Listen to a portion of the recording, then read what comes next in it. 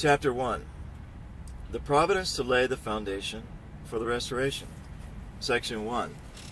The providence of restoration in Adam's family. Even though the fall resulted from human failure, God has felt responsible to save fallen humanity. Therefore, God immediately began his providence to restore fallen people by having Adam's family lay the foundation for the Messiah. Due to Adam's kinship of blood with Satan, he was in the midway position relating with both God and Satan. For a fallen person standing in the midway position to be purified, come to God's side, and establish a foundation for the Messiah, he must fulfill a condition of indemnity. Consequently, for the providence of restoration to be accomplished in Adam's family, the members of his family had to make certain conditions of indemnity to restore the foundation of faith and the foundation of substance. On these two foundations, the foundation for the Messiah was to have been established, and the Messiah could have come to Adam's family. The foundation of faith. To restore through indemnity the foundation of faith, fallen people must set up an object for the condition. Due to his faithlessness, Adam lost the word of God, which had been given him in order to fulfill the condition necessary to establish the foundation of faith. He fell to the position where he could no longer receive the word of God directly.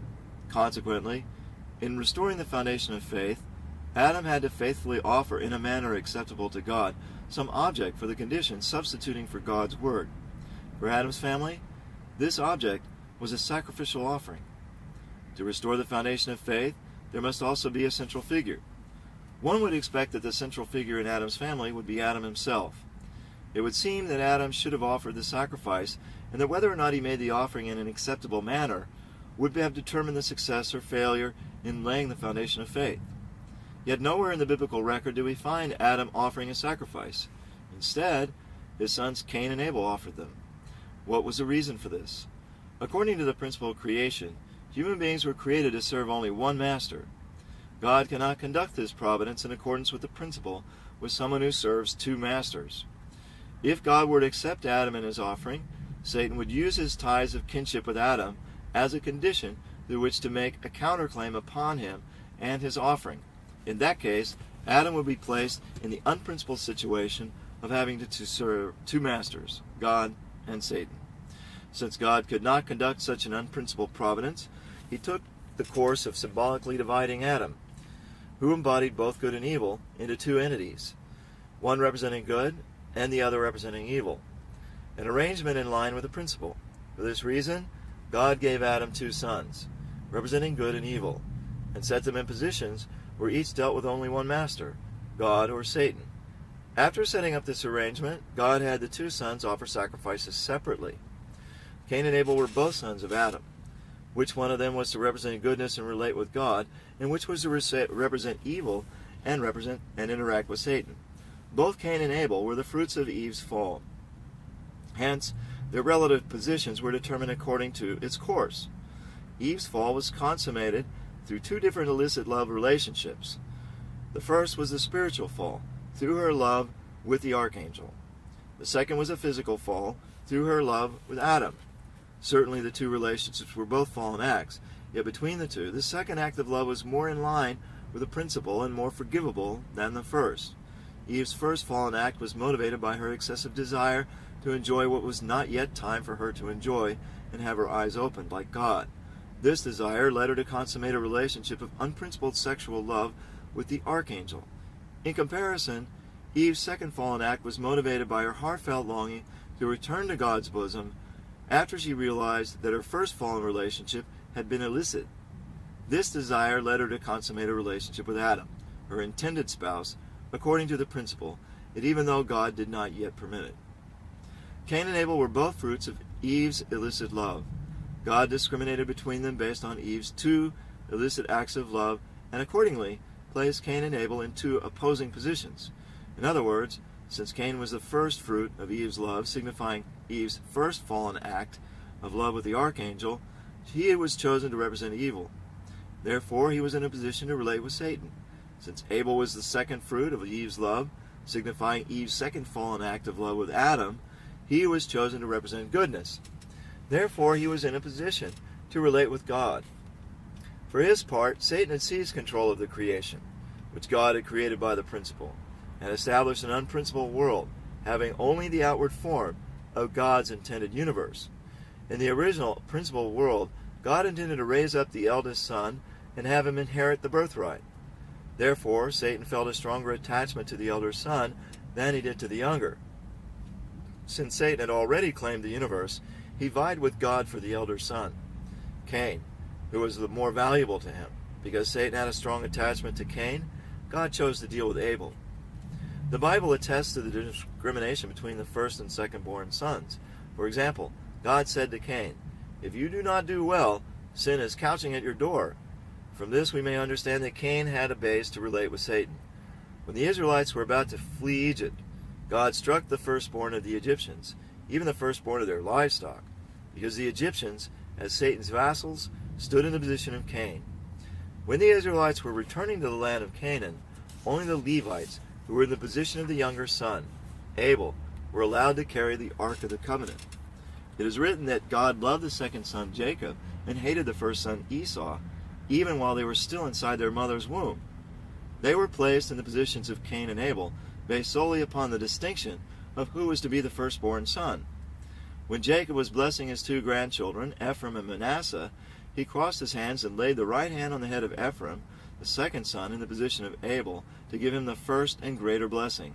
According to this principle, God placed Cain and Abel in a position where each could deal with only one master and had them offer sacrifices. When Cain and Abel offered their sacrifices, the Lord had regard for Abel and his offering, but for Cain and his offering he had no regard. Why did God accept Abel's offering but reject Cain's? God received Abel's sacrifice because he stood in a proper relationship with God. Also, he made the offering in an acceptable manner, through faith, and in line with God's will. In this way, Abel successfully laid the foundation of faith in Adam's family. He serves as an example that any fallen person can make an offering acceptable to God, provided he satisfies the necessary conditions. God did not reject Cain's sacrifice because he hated him, rather because Cain stood in a position to relate with Satan, which gave Satan rights over the sacrifice. God couldn't accept Cain's sacrifice unless he first made some condition justifying its acceptance. The example of Cain shows that in order for a person to have who has a connection with Satan to return to God's side, he must make a requisite indemnity condition. What indemnity condition should Cain have made? It was the indemnity condition to remove his fallen nature. The foundation of substance. Had Cain fulfilled the indemnity condition to remove the fallen nature, God would have gladly accepted his sacrifice. The foundation of substance would then have been laid in Adam's family. How should Cain have made the indemnity condition to remove the fallen nature? The first human ancestors fell by succumbing to the archangel, from whom they inherited the fallen nature. To remove the fallen nature, a person must make an indemnity condition in accordance with the principle of restoration through indemnity, by taking a course which reverses the process through which human beings initially acquired the fallen nature. The archangel fell because he didn't love Adam. Rather, he envied Adam, who was receiving more love than God than he. This was the cause of the first primary characteristic of the fallen nature, failing to take God's standpoint. To remove this characteristic of the fallen nature, Cain, who stood in the archangel's position, should have taken God's standpoint by loving Abel, who was in Adam's position. The archangel fell because he didn't respect Adam as God's mediator, and he didn't receive God's love through him. Rather, he attempted to seize Adam's position. This was the cause of the second primary characteristic of the fallen nature, leaving one's proper position. To remove this characteristic of the fallen nature, Cain, who stood in the archangel's position, should have received God's love through Abel, who stood in Adam's position, respecting him as God's mediator. In this way, Cain should have maintained his proper position. The archangel fell when he claimed dominion over Eve and Adam, who were his rightful lords. This was the cause of the third primary characteristic of the fallen nature, reversing dominion. To remove this characteristic of the fallen nature, Cain, who stood in the archangel's position, should have obediently submitted to Abel, who stood in Adam's position. By accepting Abel's dominion, Cain should have rectified the order of dominion. God told Adam not to eat the fruit of the tree of the knowledge of good and evil. Adam should have conveyed this will to Eve, who in turn should have conveyed it to the archangel, thus multiplying goodness. Instead, the archangel conveyed to Eve his evil will that it was permissible to eat the fruit. This was the cause of the fourth primary characteristic of the fallen nature, multiplying evil. While Eve in turn conveyed this evil will to Adam and led him to fall. This was the cause of the fourth primary characteristic of the fallen nature, multiplying evil. To remove this characteristic of the fallen nature, Cain, who stood in the archangel's position, should have been receptive to the intentions of Abel, who stood closer to God and learned God's will from him. Thus, Cain should have made a foundation to multiply goodness. There are many instances in human life which correspond to the situation of Cain and Abel. When we look within ourselves, we find that our innermost mind delights in the law of God. It's in the position of Abel, while our body, which serves the law of sin, is in the position of Cain. We can become good only if our body obediently follows our mind, which directs us towards goodness. All too often, however, our body rebels against the mind's directions, repeating by analogy Cain's murder of Abel. This is how evil grows within us. For this reason, the religious way of life requires that we make our bodies submit to the commands of our higher mind, just as Cain should have submitted to Abel and followed him. We can also see this in practice by making offerings. Since we fell to the position of being deceitful of all things, above all things, the things of creation stand in the position of Abel. Hence, through offering them, we can go before God. To give another example, the universal tendency to seek out good leaders and righteous friends stems from our innermost desire to come before God through an able figure who is closer to God. By uniting with him, we can come closer to God ourselves. The Christian faith teaches us to be meek and humble. By this way of life, we may meet our able figure and thus secure the way to go before God. In relationships at every level of society, from those between individuals to those at the level of families, communities, societies, nations, and the world, we find that one party is in the role of Abel and the other is in the role of Cain. In order to restore society at each level to the state originally envisioned by God, those in the Cain position should respect and obey those in the Abel position. Jesus came to this world as the able figure to whom all of humanity should have submitted and followed. For this reason he said, "No one comes to the Father but by me." If Cain had yielded to Abel and thus fulfilled the indemnity condition to remove the fallen nature in Adam's family, they would have established the foundation of substance. Together with the foundation of faith already laid, Adam's family would have established the foundation for the Messiah. The Messiah would then have come to them and restored the original four-position foundation. Instead, Cain killed Abel. In murdering Abel, Cain repeated the sin of the archangel. That is, he reenacted the very process which had given rise to the primary characteristics of the fallen nature. Adam's family thus failed to lay the foundation of substance. Consequently, God's providence of restoration to Adam's family could not be fulfilled. The foundation for the Messiah in Adam's family. The foundation for the Messiah is established by first restoring through indemnity the foundation of faith, and then establishing the foundation of substance. With regard to their requisite sacrifices, the foundation of faith is restored by making an acceptable symbolic offering, and the foundation of substance is established by making an acceptable substantial offering. Let's examine the meaning and purpose of the symbolic offering and the substantial offering. The three great blessings, which are God's purpose of creation, were to be realized when Adam and Eve, having perfected their individual character, became husband and wife. They were to give birth to good children, raise a good family, and master the natural world. However, due to the fall, the three great blessings were lost. The way to restore them requires us to take the opposite course. First, we must establish the foundation of faith by making the symbolic offering, which fulfills a condition of indemnity for the restoration of all things, and a condition of indemnity for the symbolic restoration of people.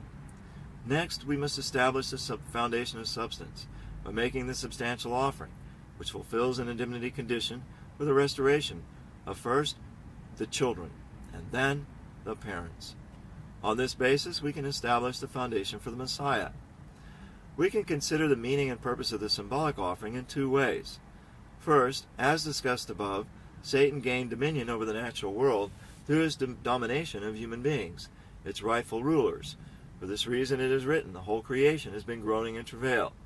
Thus one purpose for making the symbolic offering of all things is to enable all things to stand as God's actual object partners. In symbol, it fulfills an indemnity condition for the restoration of the natural world to its original relationship with God. Second, since human beings fell to a position lower than the things of creation, in order for them to come before God, they must go through all things. This follows from the principle of creation, which requires that one approach God through that which is closer to him. The second purpose for making the symbolic offering is thus to fulfill an indemnity condition for the symbolic restoration of human beings. The substantial offering, on the other hand, is an internal offering, following the order of creation, in which God created all things first and human beings afterwards. The internal offering to restore human beings can only be made on the basis of an acceptable symbolic offering. After the symbolic offering fulfills an indemnity condition both for the restoration of all things and for the symbolic restoration of human beings, we must make the substantial offering, which fulfills an indemnity condition for the complete restoration of human beings. The substantial offering means fulfilling the indemnity condition to remove our fallen nature. This is essential for the actual restoration of human beings. The substantial offering is carried out when a person in Cain's position honors a person in Abel's position and sets him above himself as an offering. Through this, they fulfill the indemnity condition to be restored as good children. At the same time, it's also reckoned as the indemnity condition for the restoration of their parents. In this manner, the substantial offering can meet God's expectation. How can we understand the indemnity condition for the restoration of the parents? To establish the foundation for the Messiah in Adam's family, Adam should have been the one to establish the foundation of faith by making the symbolic offering. However, as explained above, Adam could not make the offering, because if he had tried, his two masters, God and Satan, would have contended over it, an unprincipled situation. In addition, there's another reason from the aspect of feeling and heart. Fallen Adam was the very sinner who caused God the heartache and grief which was to last many thousands of years. He was not worthy to be beloved of God's heart, with whom God could work directly to further the providence of restoration. Accordingly, God chose Adam's second son, Abel, in his stead, and had Abel make the symbolic offering. Abel fulfilled the indemnity conditions for the restoration of all things and the symbolic restoration of human beings. If Cain and Abel had then fulfilled the indemnity condition for the restoration of the children by making an acceptable substantial offering, their father Adam would have shared in the victory of this foundation of substance. Thus Adam's family would have established the foundation for the Messiah. Before the substantial offering can be made, the central figure of the offering, the one who is to be offered, must be chosen. God had Abel make the symbolic offering for two reasons. First, to have him establish the foundation of faith in Adam's place. Second, to qualify him to be the central figure of the substantial offering. Cain was the one to fulfill the indemnity condition to remove his fallen nature, yet his accomplishment would have resulted in the entire family of Adam fulfilling the condition. How was this possible? It may be compared to the situation of the first human ancestors, who could have helped God accomplish his entire will had they obeyed his word. It may also be compared to the situation of the Jewish people in Jesus' day, who could have helped Jesus accomplish his will to bring complete salvation to humanity had they believed in him. If Cain had yielded to Abel and fulfilled the indemnity condition to remove the fallen nature, both children would have been regarded as having fulfilled the indemnity condition together. Cain and Abel were the offspring of Adam, the embodiment of both good and evil. Had they unshackled themselves from Satan's chains by fulfilling the indemnity condition to remove their fallen nature, then Adam, their father, also could have separated from Satan and stood upon the foundation of substance. Thus the foundation for the Messiah would have been established by the family as a whole. In short, had Cain and Abel succeeded in making the symbolic and substantial offerings, the indemnity condition for the restoration of the parents would have been fulfilled. When Abel made his sacrifice in a manner acceptable to God, he fulfilled the indemnity condition to restore Adam's foundation of faith, and stood firmly secure in his position as the central figure of the substantial offering. However, when Cain murdered Abel, they reenacted the fall, in which the archangel murdered Eve spiritually. Needless to say, they didn't fulfill the indemnity condition to remove the fallen nature, and failed to make this substantial offering. Hence, neither the foundation of substance nor the foundation for the Messiah could be established, and God's providence of restoration in Adam's family came to naught. Some lessons from Adam's family. The failure of God's providence of restoration in Adam's family teaches us something about God's conditional predestination of the accomplishment of his will, and his absolute respect for the human portion of responsibility. From the time of creation, God predestined that his will be accomplished based on the combined fulfillment of God's portion of responsibility and the human portion of responsibility. God could not instruct Cain and Abel on how to properly make their sacrifices because it was their portion of responsibility that Cain make his sacrifice with Abel's help. Second, even after Cain killed Abel, God began a new chapter of his providence by raising Seth in Abel's place. This shows us that God is absolutely predestined that his will shall one day be fulfilled, even though his predestination concerning individual human beings is conditional. God foreordained that Abel succeed as a central figure of the substantial offering, contingent upon fulfilling his own portion of responsibility. Therefore, when Abel could not complete his responsibility, God chose Seth in his place, and carried on his efforts to accomplish the will, which is predestined to be fulfilled without fail. Third, through the offerings of Cain and Abel, God teaches us that fallen people must constantly seek for an Abel-type person. By honoring, obeying, and following him, we can accomplish God's will, even without understanding every aspect of it. The providence which God worked to accomplish through Adam's family has been repeated over and over again due to the faithlessness of human beings. Consequently, this course remains as the indemnity course which we ourselves must walk. The providence of restoration in Adam's family thus provides us with many valuable lessons for our own path of faith.